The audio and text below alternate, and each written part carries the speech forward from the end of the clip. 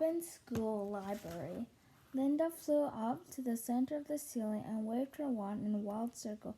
As the shower fairy dust rained down onto the bookshelf, she recited a spell, transformed this room into a place of wonderful books and a reading space. Books you'll read till the lights go out. Books you'll tell your friends about. Princess Young and Witch Old. Adventures Wild and Heroes Bold. Books that make you laugh out loud. Real-life tales to make you proud. Stories that can break your heart. Stories that can work of art. Poems, plays, and novels too. Fill these drainings shelf anew. As she spoke, the endless copy of the fantastic Jack Frost, the story of my life, began to change. One by one, a colorful section of books appeared of all shapes and sizes. As goblins dared to notice and talk about it, Jack Frost looked up. He groaned when he saw all the copies of his book disappearing. Rachel and Kirsty flew over to the land of the desks. He scowled at them. "What do you want?" he demanded. "We'd like to have your copies of your book that you have signed earlier," Rachel tried to sound brave. Jack Frost's mouth fell open. He stared at them for a moment. Then he stood up and hurried to get the books. While he was gone, the goblins grew quieter and quieter. One by one, they were discovering exciting books and settling down to read them. By the time Jack Frost returned, the goblins were completely quiet. "There," said Jack Frost, shoving the copies of books at Rachel and Kirsty, but he didn't sound quite as angry as usual. Just then, a very small goblin tapped him on the shoulder.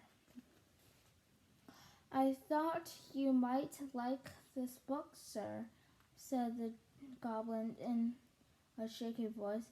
He held out a copy of the Snow Queen. Jack Frost grabbed it and read the back cover. "Aha!" he exclaimed. She sounds like my kind of royal." He sat down and started reading. With a smile, Linda landed on the desk beside Rachel and Chris. "You've been wonderful," she said. "Thank you for the bottom of my heart. But now it's time for us to all go home." The girls kissed her goodbye. Then, in a flurry of magical sparkles, they lifted into the air, brushing fairy dust from their eyes. They blinked and found themselves sitting in their classroom at Templeton School. Everyone was busy writing about their books they had chosen. Kirsty and Rachel looked at the copy and smiled. The story of my life in the fantastic Jack Frost, story of my life of each of them. "I think it's time to write a book report," Rachel whispered. In a short while, Mr. Beaker cleared his throat. "All right, everyone," he said. I'd like to hear your thoughts about your books. Let's start with Rachel Walker." Rachel and Kirsty stood up together. "We chose the same book," Rachel exclaimed. "It's all about someone named Fantastic Jack Frost. I like this book because the main character tries to be scary, but sometimes he's very funny without knowing it." "I like the way all the characters come to life in this book," Kirsty added. "You almost believe that Fairyland and King and Queen really do exist." Rose shared a secret smile with her best friend. "Well, it sounds like a really interesting book," said Mr. Beaker. "I never heard of this before, but you made me want to read it.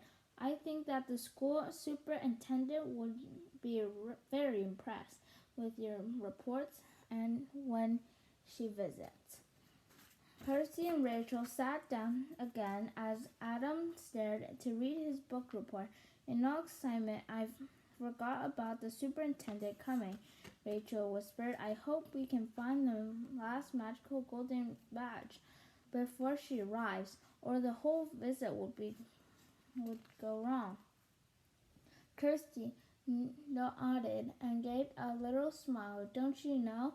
She said all stories about fairies and happily ever after.